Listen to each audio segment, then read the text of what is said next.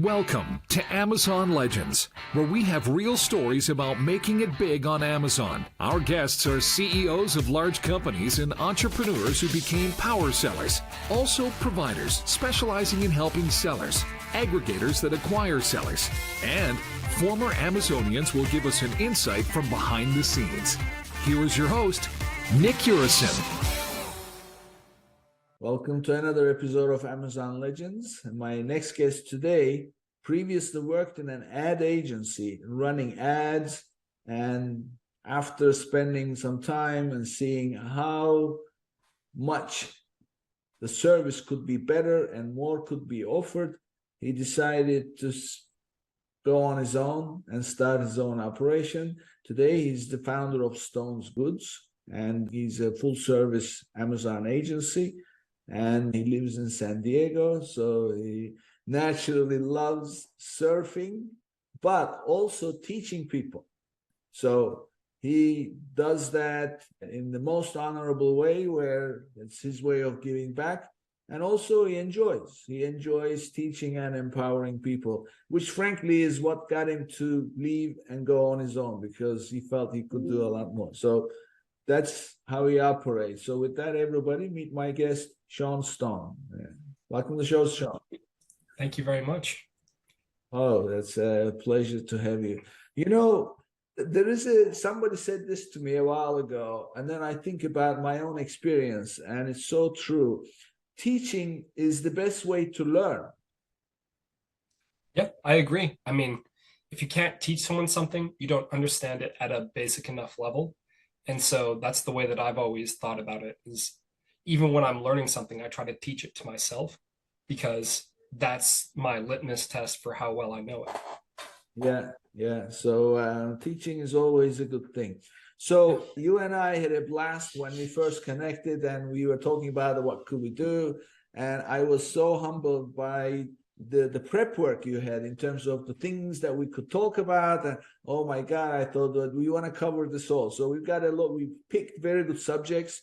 And for our listeners, they're going to have a blast. We have a loaded agenda, and we'll cover two strategically valuable areas. And everybody listening, you want to stay tuned, because we are going to dive right into where the action is. And that's data and how you use it, and what are things that you can do to scale your operation. But most important, what Sean says is, how do you achieve consistent and predictable results? Yeah, that's what we're going to do. So tell us, Sean, what are we going to cover today? So we're going to first talk about how to use account structure and a good plan to achieve consistent, repeatable results inside your account, both from an advertising and total sales perspective. And then the other thing I wanted to talk about and hopefully share with your listeners is the search query performance report and where the gold can be found, because there's some real gold inside that report if you know where to look. Okay. So that's what I think we should cover. Does that sound good? Well, you are the boss in terms of chasing the value, and both of these things that you mentioned could be so complex. And if done wrong, it's another thing. Like the first part we're going to talk about is how to organize your advertising structure, right? This is not about data. This is about how to set up your campaigns and then how to organize them, so that way you can isolate issues when they occur and therefore drive the outcome that you want. This is something that is so important. And if it's not done right, it takes forever to clean up and fix, right? So talk about strategic. This is as strategic as any work can be. And then we'll dive into the search query performance, which is very much underutilized by sellers. They don't even know where it is, some of them. So, and we're going to find exactly how to get the most out of it. So let's dive right in. Let's start with the advertising data. So walk us through, what's the best way to structure it? Okay. I'm going to just tell you exactly what it is, value up front. Then I'm going to explain what each of them are, and then I'm going to tell you why it matters. So, my structure and the structure I believe is the best for both isolation and then maximizing results is first having one product per portfolio, then having one campaign per purpose per product, then one ad group per campaign per portfolio per product, per campaign per purpose, and then one match type per ad group. So each of those is a parent onto each other. So let's talk about what that actually means. One product per portfolio means we've got one product that is either your parent ASIN or your child ASIN. Traditionally, it's your parent ASIN, but then you only advertise one of the children because that child ASIN is the one that is going to have the best outcome from an advertising perspective. The 80-20 rule applies anywhere, but especially when you're selling anything that either has color variance or size variance. And then once we jump off that, it's one campaign per purpose. And you'd say well, hold on. Yeah. I have a question because we want to dissect this as we go along, right? And I want to give you the what if scenarios and see what you think about it. Yeah. So sometimes there are multiple variations. Like I have a client that has 10 variations under one parent. And one or two of them, or say three of them, outperform the others. Mm-hmm. Then they start to cannibalize the sales on the underperforming ones. Mm-hmm. So therefore, there comes a time you have to make a decision. Mm-hmm. And the decision is to separate that outperforming ASIN and then take it on its own, perhaps. Or leave it where it is and then advertise another one under the same parent. So how do you deal with advertising multiple child's ASINs under the same parent when you have this approach? So context matters a lot. And I have gone through basically this structure that I'm talking about is battle tested. I've had some very challenging scenarios that we've been able to turn around, and every time we do it by using the structure. So to talk about your specific scenario, if, for example, if it's three different colors of a product on a parent ASIN, then we'll take one strategy. And if it's three almost irrelevant to each other products, we might take a different approach. And then if it's three different sizes, we'll take a different approach. So I want to cover each of those, and I'm going to talk about each one sequentially. So if it's three different colors, there's going to be one color that outperforms the rest. And you don't even need to go look at the PPC data because you'll be able to see it in the search data. Again, we'll talk about search query performance later, but generally there'll be way more search for one of these than the other. And then how do I handle this? I would advertise only the one that's got the best performance from a color perspective. And then I would have specific color-based campaigns for the other colors if I wanted to push them. And so we have a term internally, we call it the velocity ASIN. And so we would choose a velocity ASIN and then make that the primary ASIN we advertise. And when you talk about cannibalization, how do we handle cannibalization in this scenario? In general, so what we recommend our clients do is just sell as much as possible on the entire parent ASIN.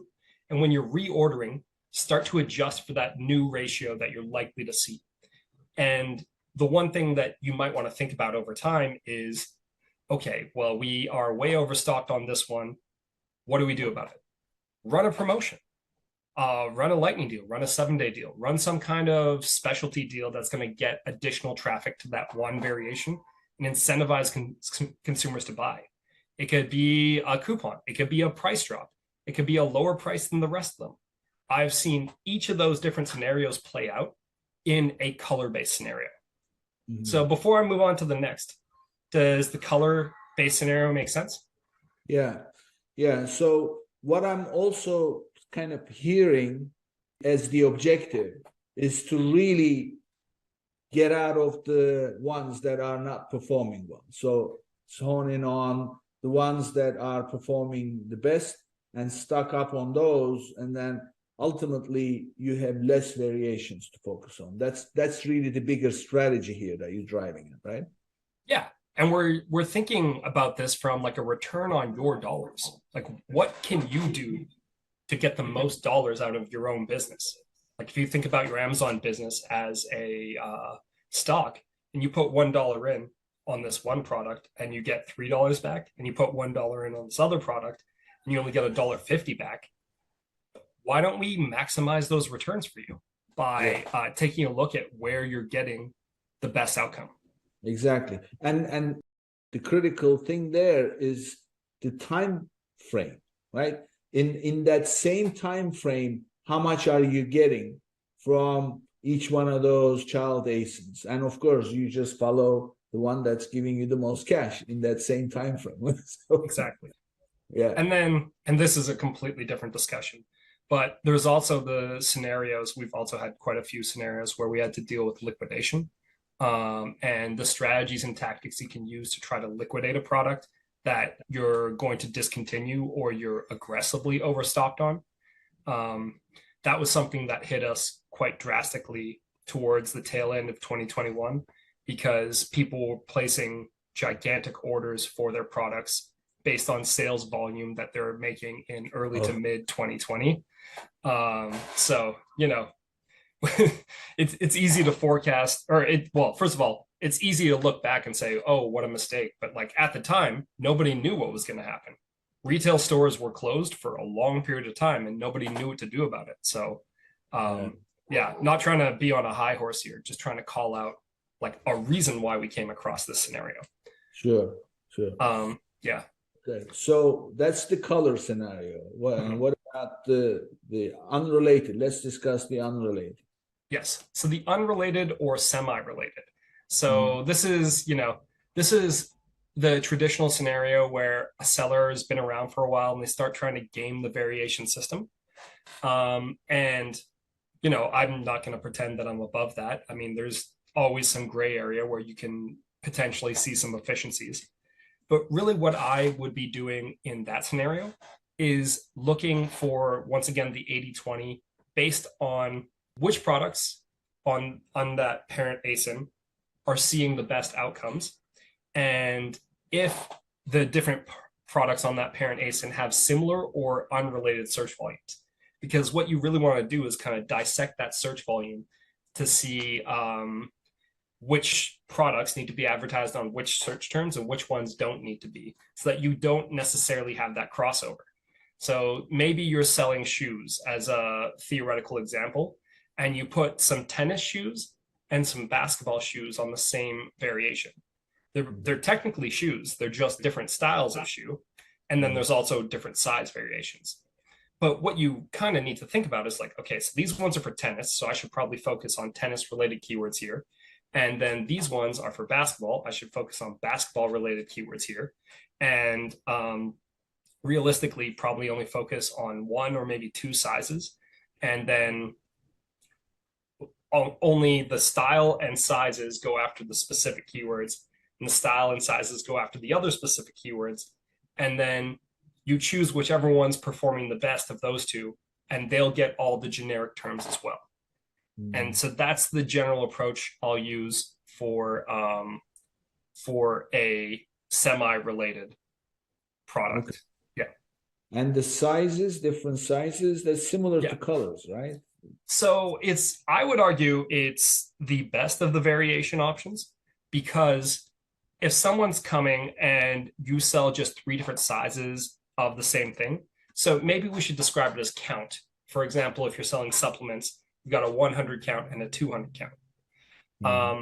The 100 count, or whatever the lowest count, most likely will have the highest conversion rate, unless there's something very wrong with your listing. Because Amazon shoppers want the cheapest thing. And even if the cost per count is higher on the cheapest thing, they'll probably go for that. We actually, side note, ran an experiment where we kept lowering the price of the 200 count to the 100 count, and we got it like within 20%, and people still didn't shift their sales from the 100 count to the 200 count. And it's just because the way shoppers work, they're kind of blindly just, they're like, that one's cheap. That one solves my needs right now. I'm going to buy that one. Even if that one's better, I won't buy it until later, because right now I just want to spend the least amount of money on this product at this time. So what I would recommend people do with their advertising there is focus the majority of their spend on their lowest count or lowest size or lowest quantity, whatever we want to call it, ASIN. And then for specific bulk ASIN searches, spend advertising dollars on the other products on those. So maybe I sell a 100 count, a 200 count, and a 400 count.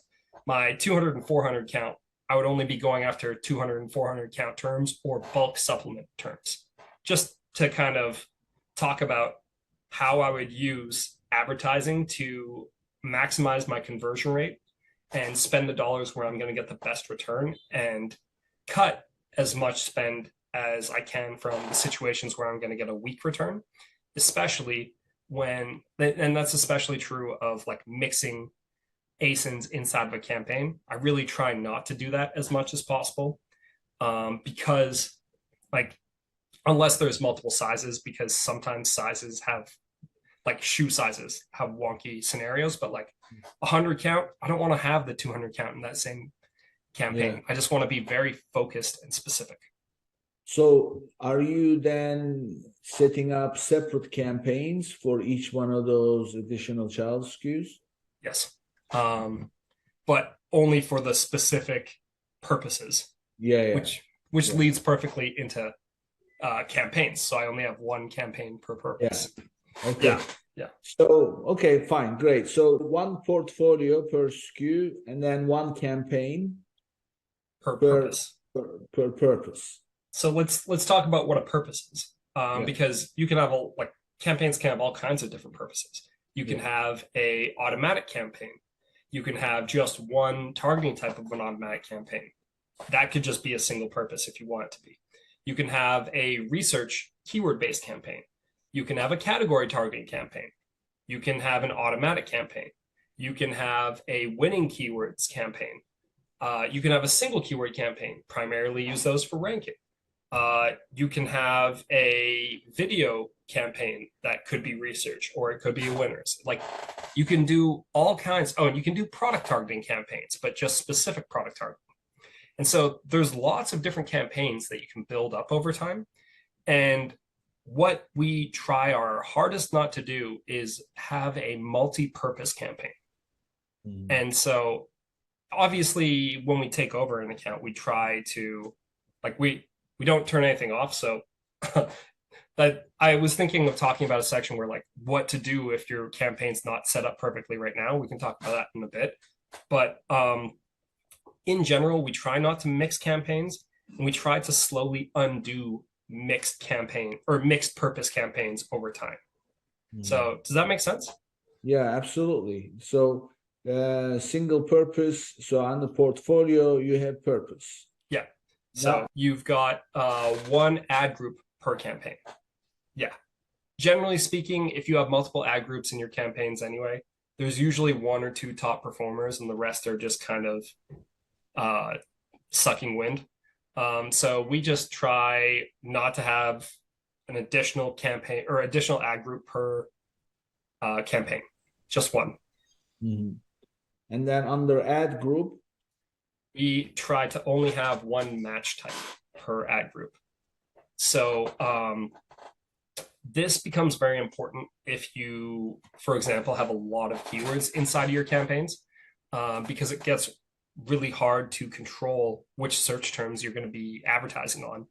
Because if you've got a keyword in broad match and phrase match, and then also exact match, you kind of have this crazy coverage coming from this campaign, but they're also all fighting each other. The broad match bid is fighting the phrase match bid, which is fighting the exact match bid to win whatever search term it might be triggered for.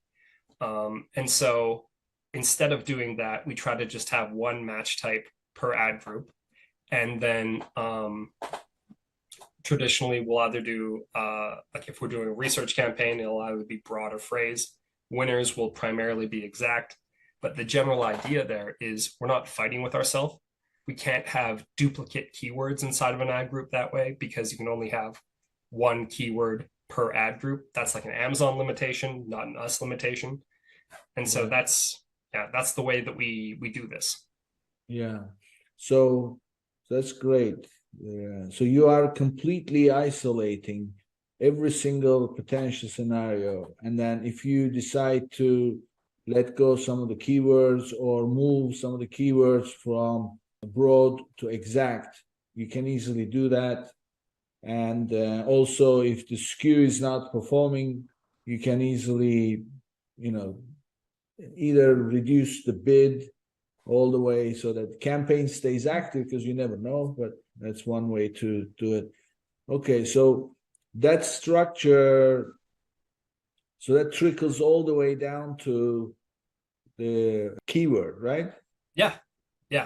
And so I guess something that isn't necessarily structural but procedural is we will, when migrating a term from broad to phrase or phrase to exact, we will use the negative exact in the source ad group so that we are not double spending and potentially competing with ourselves between two campaigns. And we actually go a step further and proactively look for search terms inside of our accounts where we're fighting with ourselves, because we've seen that as a great way to profitably reduce your ad spend. Because so many times when I take over an account, we'll have the same search term being triggered in like 10 different campaigns for the exact same product. Not multiple products, just the exact same product. And what we'll end up doing is showing that brand owner, hey, you're paying as low as 60 cents a click and as much as $4 a click for this same search term. I want to isolate this down to one place and make sure it's treated like the VIP keyword that it is. And that is the whole point of having such a rigid structural process. There is another more key benefit for repeatability. So I can get into that in a second, but I saw your face light up, so I want to see if you had any follow-up questions there. No. I mean, this is perfectly easy to follow.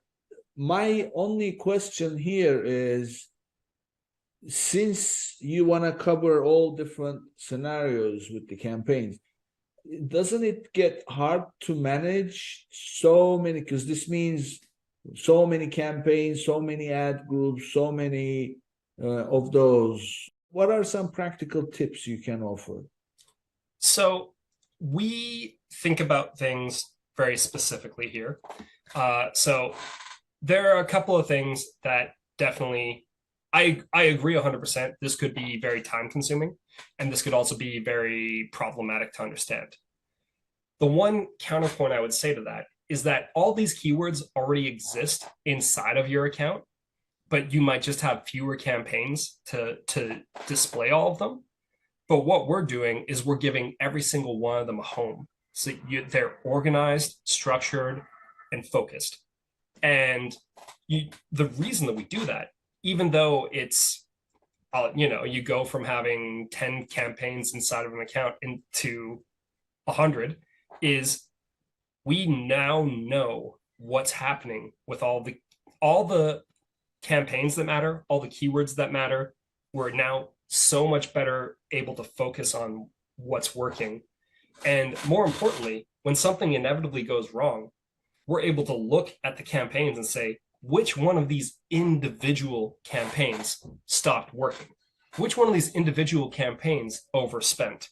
Which one of these individual campaigns had a conversion rate fluctuation?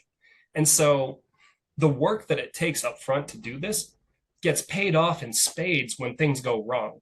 Because, and I've been doing this for 6, maybe 7 years now. Things go wrong no matter how good you are and how, yeah.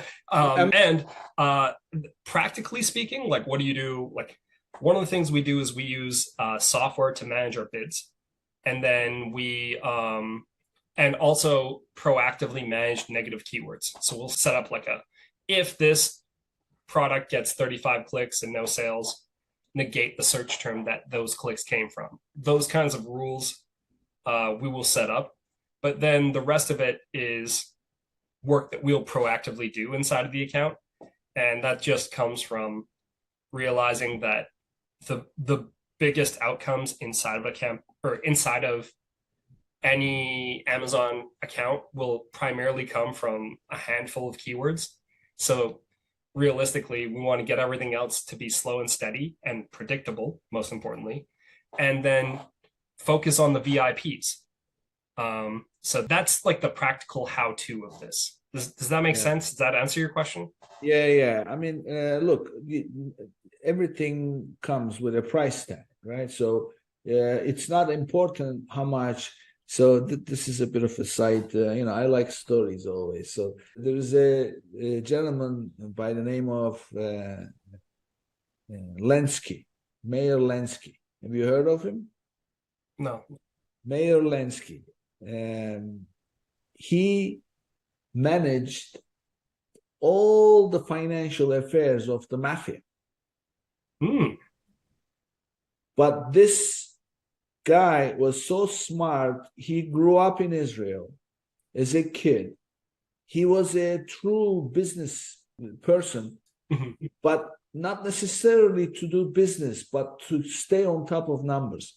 So anyway, the moral of the story is one day they are having a meeting. The mafia, all the bosses and everybody all together, and he recommends making an investment in Cuba in that before the revolution into a club. And as soon as he puts the idea on the table, one of the bosses says, do you realize how much it's going to cost to set up an operation like that? His response is, never ask how much something is going to cost. Ask what it's going to do for you. So the price doesn't matter. So, we all pay the price for all kinds of things. Like you pay the price exercising, right? So you sweating, it's never fun. Well, why are you doing it? Because it's going to pay off by being healthy on the buying medicine and going to doctors and suffering. Right? So yeah, that's my little side story. So the price that you pay on organizing the advertising this way is very little compared to the amount of time you're going to spend to figure things out. But most important, to drive things in a real specific way, right? And measurable way. Yeah. And the other thing is, you might say to yourself, well, I don't know where I could see growth inside of my Amazon account. You're never going to say that again once you have yourself set up this way. Because once you're set up in a very organized fashion and you know where all your top performing keywords are, really all you have to ask yourself is, am I willing to spend more on this keyword to grow my sales velocity? And will that pay off for me in organic sales, or will I be able to make these sales profitably? And then if the answer to that is no, then you go hunting for your next keyword, or you go looking for your next product opportunity. But you never again have to say, well, I don't know what to do inside of my advertising. It's more a question of, do I have worthwhile opportunities inside of my Amazon advertising? Yeah. And that's the goal of this structure, is to take away that time-consuming mess. Yeah. I have a question for my listeners. Are you experiencing cash flow challenges with your Amazon business? Well, silly question. Who is not, right? So let me introduce you to Viably, a unique solution tailored for Amazon sellers and e-commerce enterprises. By connecting your Seller Central or Shopify account, you can promptly access funding along with a variety of financial tools, all for a flat fee. It's as simple as that. And for my listeners, they are offering an extra $1,500 in funding for eligible applications. Start your quick and easy application today at runviably.com/legends. And that's runviably.com/legends. And then also there is another thing here, which really is going to be a good segue to our next topic, is the search query performance. So on one side, you've got a list of all your keywords that are spending money to drive you business. And then on the other side, you have search query performance that's giving you the keywords that are driving you, that are bringing you business. And then when you compare the two sets, you say, oh, wait a minute, these keywords I'm already indexed and getting business, but I'm not even advertising. Add them on. And it's very easy. And vice versa. Anything that you are advertising, spending money on, of course, you know, you can see those, but when you correlate with search query performance, now you've got a whole different way to get results, right?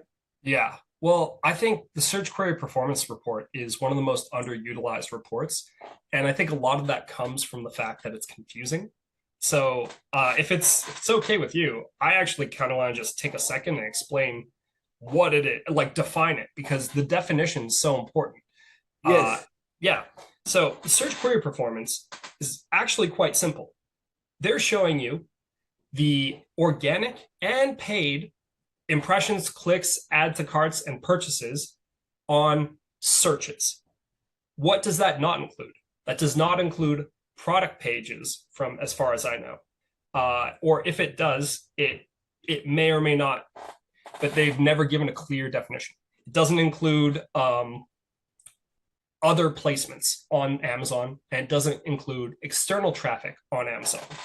And Amazon doesn't give you a breakdown of any of those things anywhere else. So you just have to assume that while there is clear search volume, you might not be getting all of that information in the search query performance. So you can't use search query performance to get a clear organic sales to paid sales representation.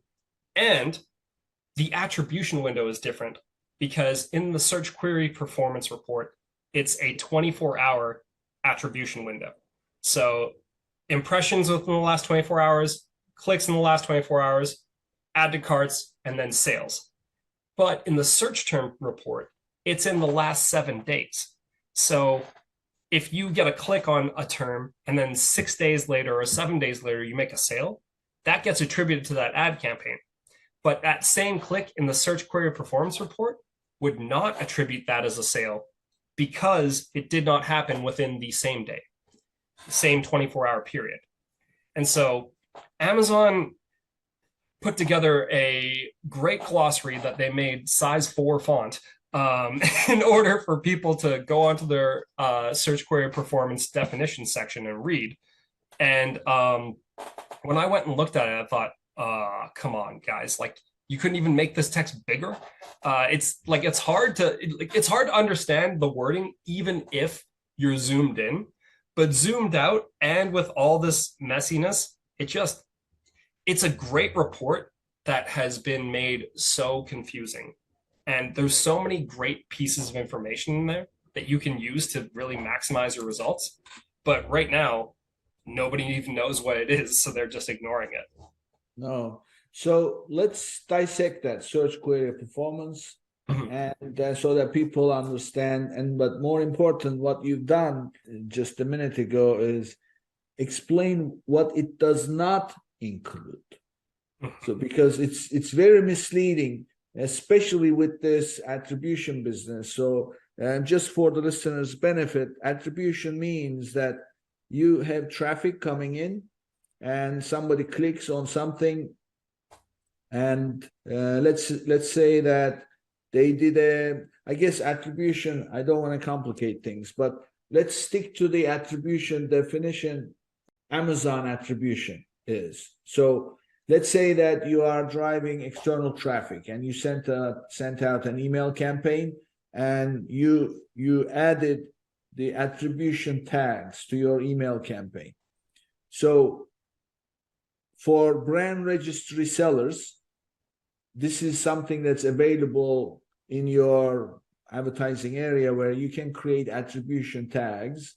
And that way, anybody who responds to your email campaign and comes to the product page and makes a purchase, that will be categorized as whatever the campaign definition you created is. So it's an email campaign, for example, or email one, or Mother's Day email, whatever the case may be. So that's where that sale is attributed to. And equally, you can run Facebook ads, Google ads. You can put a button on your website and drive traffic from your website. These are all things you can individually define as attribution tags, and then the sale will be reported accordingly. And as far as the attribution that you were talking about, if you advertised on Amazon, you ran a PPC campaign, and then somebody clicked on it, and then they looked at the product, they didn't buy it. Mhm. But they add it to their cart because they like the product. I do that all the time. And then 3 days later, I come back and buy it. Mhm. So now the add to cart date and purchase date, totally different, 3 days apart. So the ad campaign or ad reports show that as a sale for what date, and search query performance shows that as a sale on what date. I think that's what you were referring to, right? So in that case, so let's just talk really specific here. Nick goes onto Amazon and looks at a pair of tennis shoes. He searches tennis shoes, and then he clicks the first appearing top of search sponsored product ad. He goes to that page. He looks at the product. And he's like, this is exactly what I need. So Nick adds to cart. Then Nick waits 3 days. Then Nick purchases. How does that appear inside of these two different reports? In the sponsored product search term report, that would appear as a click and an order and 1 unit sold. In the search query performance report, that would be 1 impression, 1 click, 1 add to cart, and 0 purchases because of that 3-day wait, because search query performance report is only a 24-hour attribution window. So if, for example, Nick were to view the impression, click on the ad, then not do anything, come back 3 days later and add to cart and then purchase, that would also not appear under the search query performance report because that add to cart was outside of the 24-hour window. Now, however, there is something to be said. There's an edge case there, which is how would Nick get back to that page? You would basically either have to leave the tab open or search again or add to your list. We don't have any information about list ads, but I assume list ads are not categorized at all. So those are the 3 different ways or 3 different scenarios that could happen. And that's how search query performance works. You can also bookmark the page. Oh, that's true. You could also bookmark, yet another way. Yeah. And so if you bookmark and came back more than 24 hours later and then added to cart or purchased, though that would not appear inside a search query performance, but it would if you show up in a campaign report, or sorry, a search term report, if you had clicked on a sponsored product ad to get there. Yeah. Now, what I'm getting from this conversation is 2 things, Sean. One is, do not ever try to compare reports from advertising to search query performance or business reports, because they'll never agree, right? Mhm. They'll never agree. So, because in really, if you want to think logic, one could easily say, oh, I take the same time frame, say, they go by week numbers, so week 38. So pull the week 38 report for advertising from the advertising console and search query performance, and business reports, really, in principle, business reports show the total sales. Well, where do sales come from? Sales come from searches. So total sales from search query performance, they're not going to agree, right? Well, sales come from searches and some other places. And Amazon does not categorize them for us. What do we know? So we know that sponsored products any campaign will have 3, maybe now 4 different placement options. So there's top of search, so search, product pages, not search. Well, may or may not be search, because technically you can appear on a product page from a search term. So we're not sure how Amazon defines that, but TBD. So it could be a search. And then rest of search, definitely search. So even in there, that could be 33% that comes out right away. Now we also have sponsored products that will sometimes appear on things like BuzzFeed and other partner websites. So that's also not search. And then there's external traffic. So your email campaigns, people searching, going to like listicles and different stuff. So that's also not search. And then on top of all that, there are placements that Amazon does or does not consider to be search. So underneath the buy box, when it says consider a similar item, is that a search or is that not a search?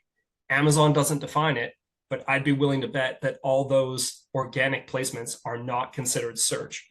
And so there's potentially 60, like depending on how you slice it, between 30 and 60% of the sales that are coming from, or that happening on Amazon, that aren't coming from search, and Amazon won't define them for us. So we kind of just have to make some bold assumptions and hope that they hold. Yeah. And so, yeah. So what here is what I am getting. Again, very simplistic approach, same time frame, business reports. First of all, business reports will give you the total sales during that time frame. Doesn't matter where they came. Mm-hmm. That's your pie. That's the pie. That's the size of the pie. Now the size gets split. In my book, that pie has 3 pieces. Mm-hmm. Organic, paid, external. That's very, there isn't a 4th slice that I can think of. It's either organic, that took place by somebody searching a keyword, and then you came up, they clicked on it, and they bought it, or you paid money to Amazon to drive traffic, or you drove it directly to your listing, and then somebody bought it. So there is all these things. Now, the things like frequently bought together and blah, blah, blah. Well, what do you call those? Well, it will fall into one of these 3 at the end of the day. If you are advertising product display, that's paid ad. If you are frequently bought together, well, guess what? That's organic, right? So, yeah. So now the beauty of this calculation is, well, how do you calculate the organic? Well, it's very simple. You take your total business reports minus your paid sales minus your attribution sales. Whatever is left is your organic. Who cares whether it's frequently bought or it was in the cart, forgot? So that's your organic. So that's the thing. But this is what I have just discovered with this conversation, a 4th piece of that pie. Keyword search sales. Well, technically, those keyword search sales are organic sales. But the problem that you're facing and everyone else is facing is that we don't know which of these keyword search sales are organic and which ones are paid, because the attribution windows are different. And so I'm pretty sure this was purposely done by Amazon to make sure that you can't really see what's going on. But what we've been able to kind of put together is not necessarily care so much about which keyword searches are we getting the most organic sales versus paid sales. What we end up using the search query performance report for is we blend two different brand analytics reports. So search query performance and the top search term report. And then we blend our sponsored products search term report, because traditionally we spend about 80% of our budget on sponsored products. And then we sort by sales volume and then filter by relevancy. And we say to ourselves, what percentage of our spend is going to our top terms? What percentage of our spend is going to terms that aren't as relevant or are maybe too broad? Where are we underspending? Where are we overspending? And there's all kinds of golden nuggets in there that it's the first thing I do whenever I look at a new account. It's like I almost can make a little treasure map. So, Sean, before you go any further, we're going to make an announcement here. Okay. So we have just started talking about search query performance. So we're going to bring you back for part 2 conversation on search query performance, because how we're going to use it, that alone is a long discussion, and the way you are explaining is specific. I want to hear all that, and then I want to also address some particular scenarios, because those are best ways for people to understand, and we'll do that. So let's spend the next few minutes before we wrap up, because time flies when you're enjoying yourself, and this conversation is so good. We are almost coming up to an hour. So what we want to do is with search query performance. So we now clarified what it's not, but there's one more thing here. Remember, I said there are 2 things here I take away. Never compare anything, because they'll never agree. The second thing is search query performance only shows you the keywords that were used in searches that showed your product, and then what happened as a result of that search term. Out of your product may have been shown as impressions. Mm-hmm. They may have clicked on it, so you'll see the click. They may have added to cart, so you'll see cart ads. Mm-hmm. And then they may have purchased this, so they'll see it as purchases. So you see all 4 things, keyword by keyword, as long as the cart purchase and the cart ads took place within 24 hours of doing that search. If it goes beyond 24, you don't see that in the search query performance report either, right? Yeah, exactly. So it's a 24-hour deal. So if you're not seeing it, and you know for a fact that this search term did yield this many, I'm looking at the ad report and I'm seeing it organic and I don't see it here, something is wrong. That's because it didn't happen in 24 hours. Exactly. That's exactly it. And it's, you definitely don't want to push too hard to try to blend the data and make them match perfectly, because the issue is you can't. And it looks like it's by design by Amazon. So, yeah. There is one other thing here that throws a curveball. So I am the kind of person who likes to dissect things, to understand. So what does that mean for Amazon operation? I want to see SKU by SKU how I'm performing, what SKUs I'm advertising, what keywords I'm advertising for that SKU, and how much am I paying, how much am I generating, because ultimately I'm selling the SKU.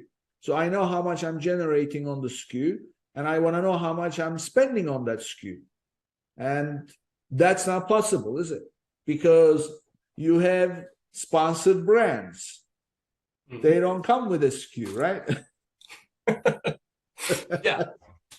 And so that's the point of having a well thought out structure, is you want to look for where can you maximize your spend and get the best return, but still have the flexibility to also be able to spend on things like sponsored brands, headline ads, where you could potentially get a good return if you're able to find something that works. So The idea behind that is just to make sure that you're using the ad types for a specific purpose and focusing on that purpose and not mixing it all up, because then if you're able to use it all for one purpose, you can then maximize that purpose. And Yeah. so, yeah. Well, I mean, listen, everything comes down to it in life. It's focus, right? It's stay focused. What is that? And they always say, okay, what is that one thing you could say to people that would convince them? Okay, what is that one purpose that you're running this campaign for? That's really what it is. Well, this is a great conversation that delivers great value and probably gets a lot of people scratching their heads and holding their heads. Oh my God, what am I going to do now? But that's the reality.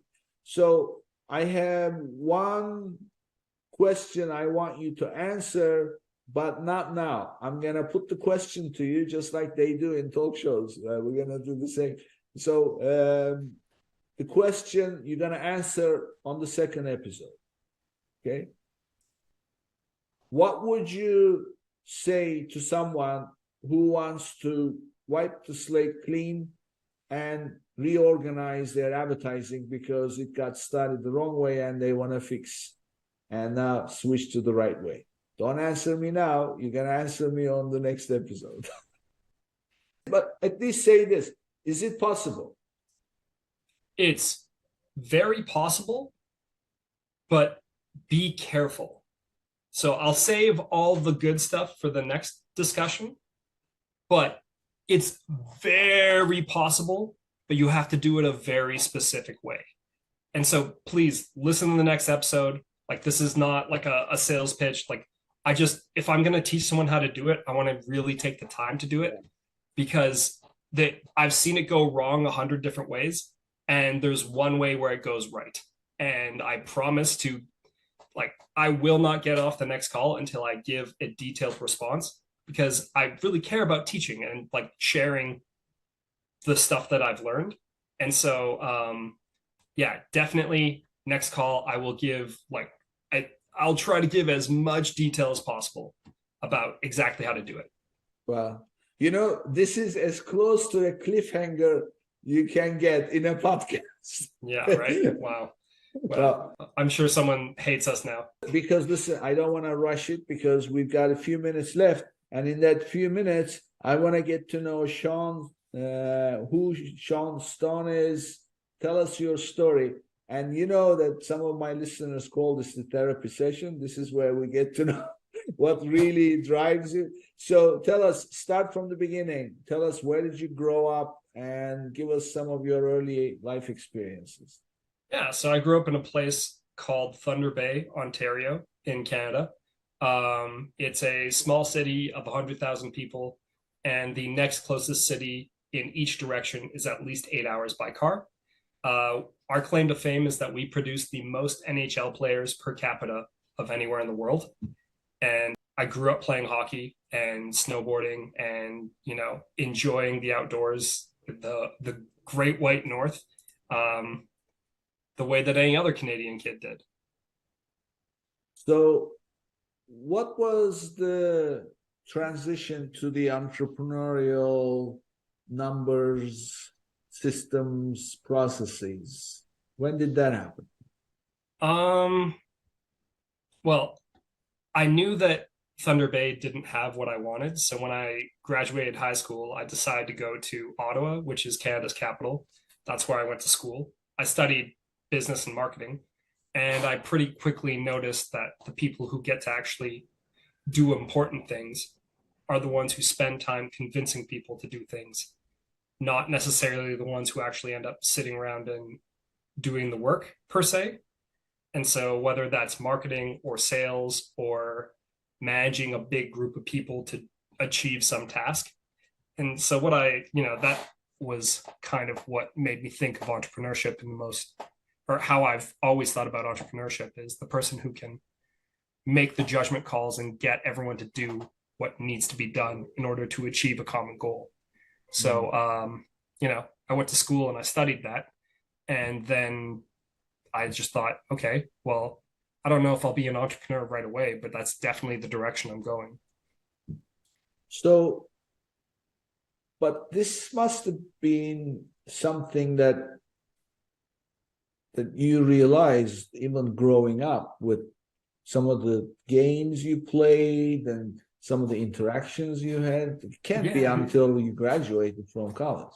No, I had a neighbor who was an entrepreneur.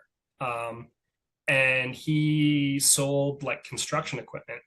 And so he was a French Canadian guy named Danielle.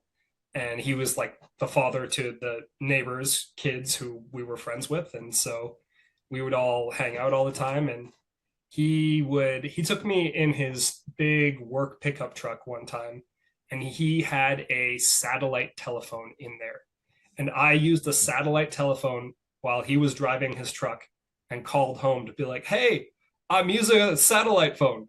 And my mom was like, what is that? But nobody had a cell phone back then. Like I was using this piece of technology that nobody had ever even used before. And my mom didn't even know what it was, but I managed to call her from a moving vehicle, which was a very novel concept back in the early 90s, I guess. So yeah, that's I was exposed to an entrepreneur very young in life, but I didn't know that's what he was doing at the time. I just thought I didn't know what anyone's job was, but he gave me a lot of entrepreneurial ideas and told me about saving money and stuff like that.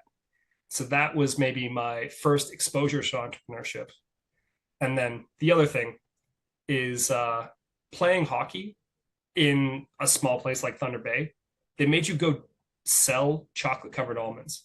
And the rich kids just got their parents to buy them, and then they had chocolate covered almonds in the house.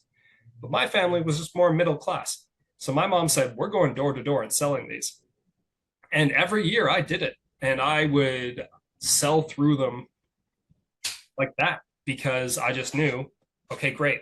I need to go and sell these chocolate covered almonds, and that will pay for my hockey.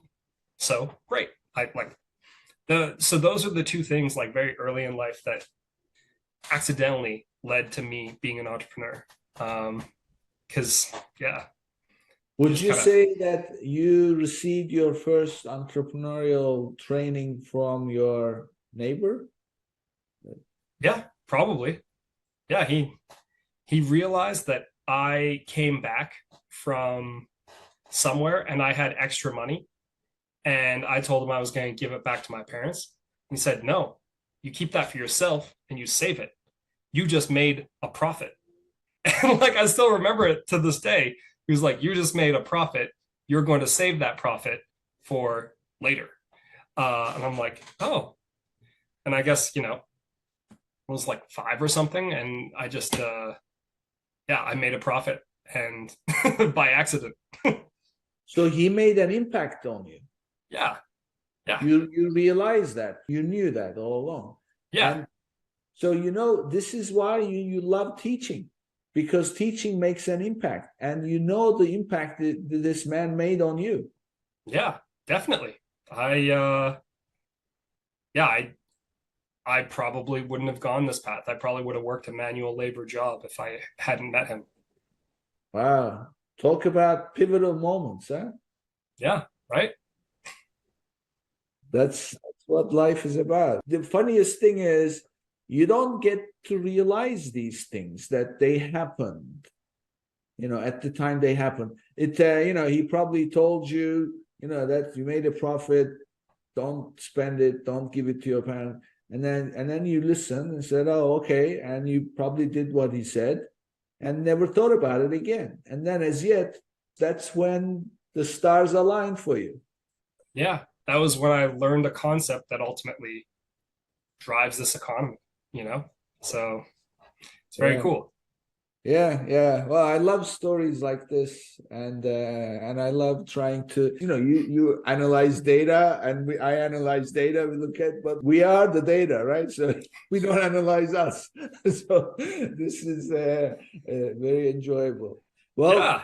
thank you, Sean. I cannot thank you enough. I'm sure people will follow this. I love this knowledge that you shared with everybody, and I'm dying to hear the way to transition from the current structure to the structure you suggested on the next episode, and then diving into search query performance. So thank you. Can't wait. And share with us in the meantime, how can people reach you if anybody wants to reach out? Yeah. My website is stonesgoods.com, STONESGOODS.com. And you can also find me, Sean Stone, on LinkedIn. That's SEANSTONE. Just go on LinkedIn and I'm very easy to find. Yeah, well, and I'm glad we connected, and thank you for being here, and I will see you on the next episode. Nick, thanks so much for having me. This has been awesome. Really appreciate it. Before I go, a quick reminder to say goodbye to your cash flow problems and claim your extra $1,500 when you qualify for $25,000 or more in funding. Go to www.runviably.com/legends and start your application today. Thank you. And this brings us to the end of this episode, and I'll see you on the next one. And do not miss it, because you're going to get 2 real valuable things. If you enjoyed today's episode, be sure to subscribe, rate, and review the episode, and share it with someone you think would benefit from it too.